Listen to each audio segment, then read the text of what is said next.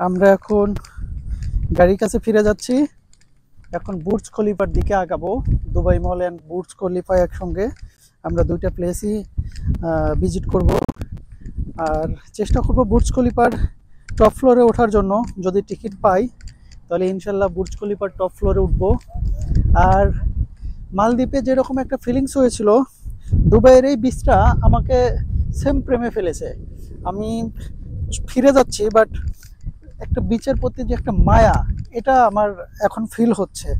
তো যাই হোক, ইনশাল্লাহ সময়টা এরকমই। আবার যদি সুযোগ পাই, খুব শীঘ্রই ইনশাল্লাহ দুবাই ট্রিপে আর একবার আসার ইচ্ছা আছে। ঘুরতে আসবো। অসম্ভব সুন্দর এখানে, অনেক পর্যটক, সবাই খুব ফ্রেন্ডলি। অনেকের সাথেই কথা বললাম, বেশ ভালো লাগলো। এর মধ্যে স্পেনের এক ভদ্রলোকের সাথে কথা বললাম, ভীষণ আন্তরিক।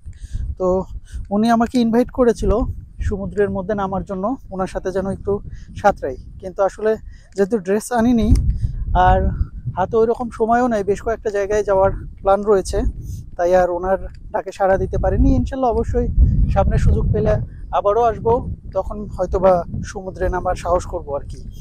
যাই হোক, পরিশেষে একটা কথাই বলতে পারি, এই এই প্লেসটা নিয়ে আমার অসম্ভব ভালো লেগেছে, এবং প্লেসটা আসলে একটা মায়ায় ফেলেছে। সুযোগ পেলে সবারই আসা উচিত, সবারই পৃথিবী ঘোরা উচিত। যত ঘুরবেন তত হয়তোবা আবিষ্কার করতে পারবেন, অভিজ্ঞতা অর্জন করতে পারবেন, শিখতে পারবেন।